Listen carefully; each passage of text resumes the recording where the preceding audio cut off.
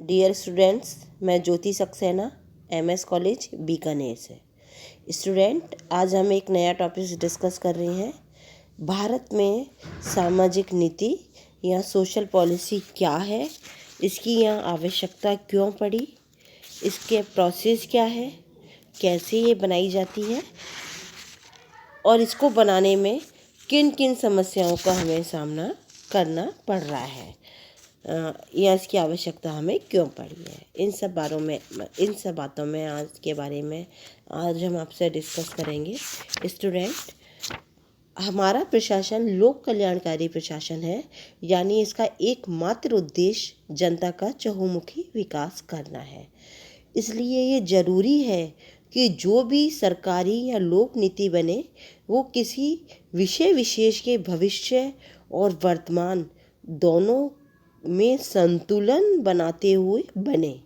यह लोक नीति के निर्माण के माध्यम से यह लक्ष्य और उद्देश्य हमें पता कर लिए क्या चल सके कि उसी के अनुसार उनके लक्ष्य और उद्देश्य क्या है और उन्हीं के अनुसार हम जो भी कार्य बनाएं या जो भी योजना बनाएं उसे हम व्यावहारिक रूप दे सकें।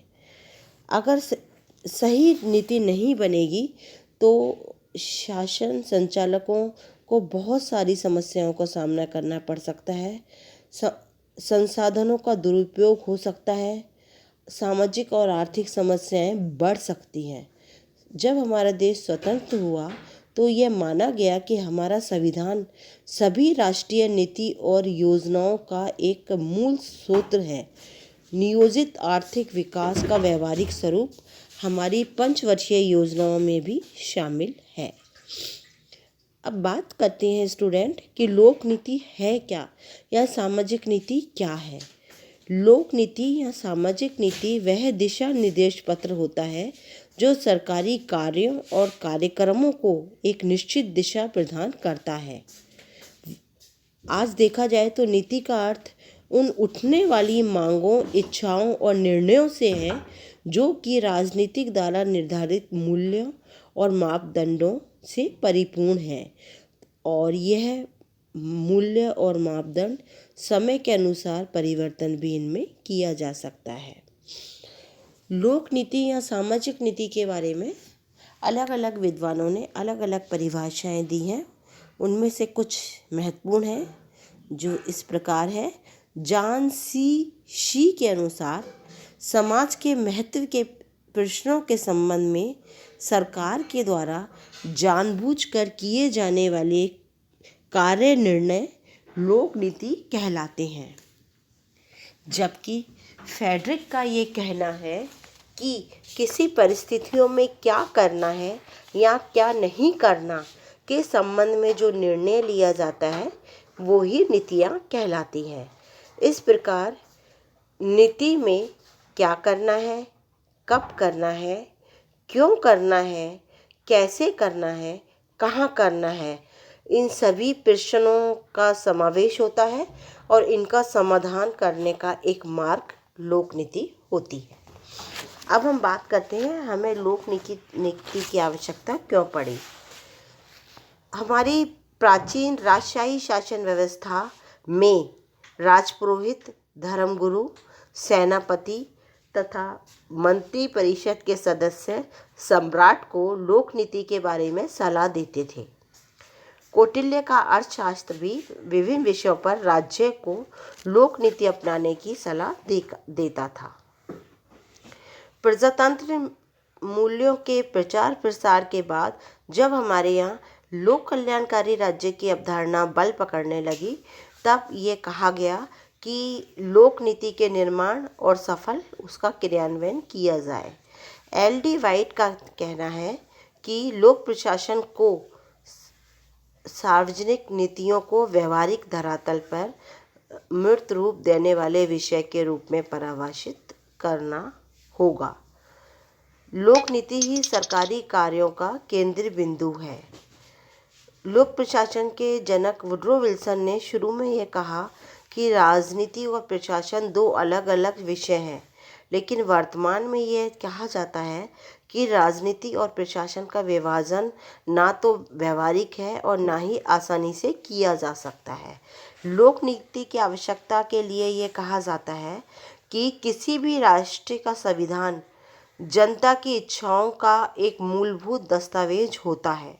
संवैधानिक आदर्शों को व्यावहारिक रूप देने के लिए लोक नीति होनी जरूरी है ताकि कल्याणकारी कार्य किए जा सकें। वर्तमान समय में राज्य सामाजिक आर्थिक परिवर्तन का एक माध्यम बना है, इसलिए विकास कार्य और परियोजना बिना लोक नीति के निर्धारित नहीं किए जा सकते। जन समस्याएं, जनता की मांग, आवश्यकताओं के समाधान के लिए लोक नीति जरूरी है। प्रजातंत्र में राजनीतिक दलों की विचारधारा होती है जिन्हें जनता के हित में क्रियान्वित किया जाता है। इसके लिए कई बार लोक नीति का सहारा लिया जाता है। कार्यपालिका के कार्य क्षेत्र को नियंत्रित करने के लिए लोक नीति बहुत जरूरी होती है। नियोजन के द्वारा भारत में विकास के लक्ष्य को प्राप्त करने का प्रयास किया जा रहा है, इसके लिए लोक नीति जरूरी है। लोक नीति संसाधनों के वितरण, नियंत्रण और निर्देशन की प्रक्रिया को सरल बनाती है, साथ ही संसाधनों का सदुपयोग हो सके ये सुनिश्चित करती है। लोक नीति सरकारी तंत्र के लिए अंधेरे में लालटेन का काम करती है।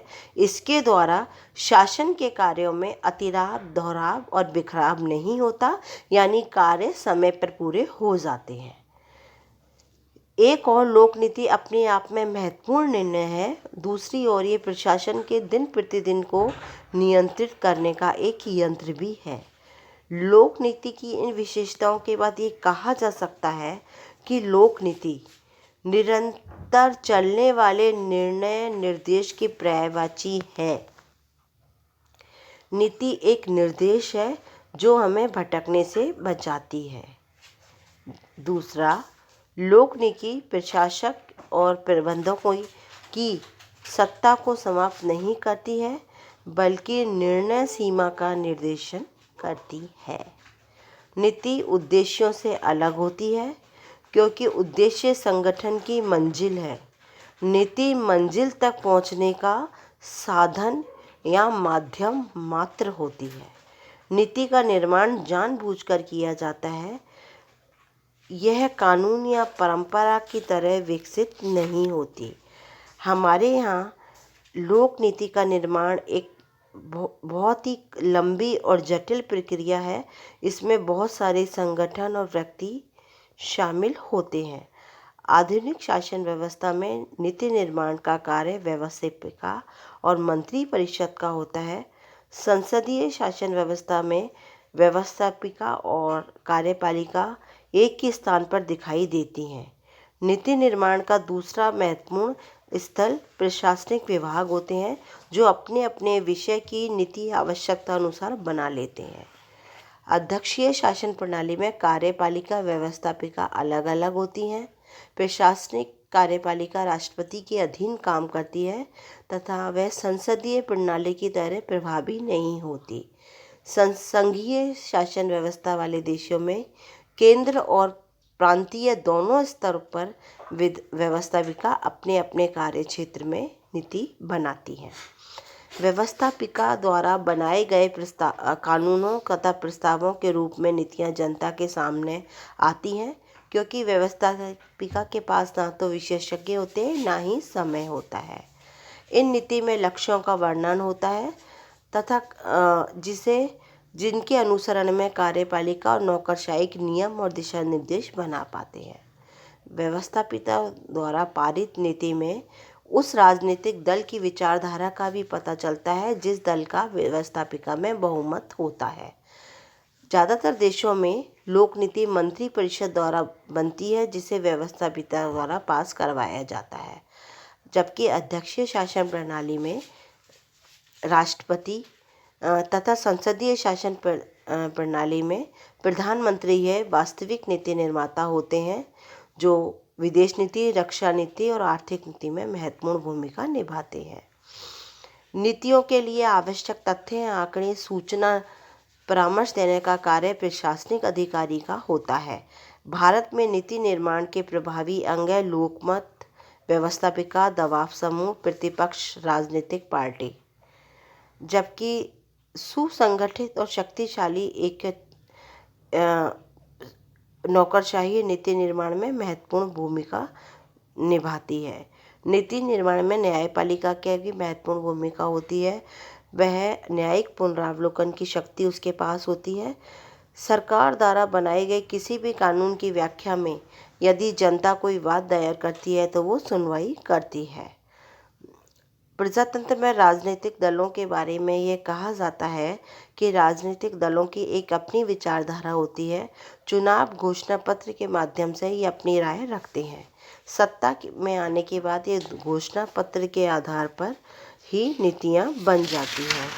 जैसे कोई राजनीतिक दल ये कहता है कि वो चावल सस्ते देंगे, या कोई राजनीतिक दल ये कहता है कि वो किसानों का कर्जा माफ़ कर देगी, तो इसी संदर्भ में जब वो जीत कर आते हैं तो फिर नीति बनाते हैं।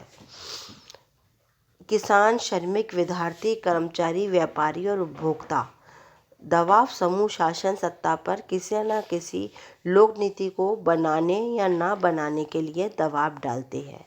लोक नीति के निर्माण में पब्लिक ओपिनियन भी बहुत ज़रूरी होती है।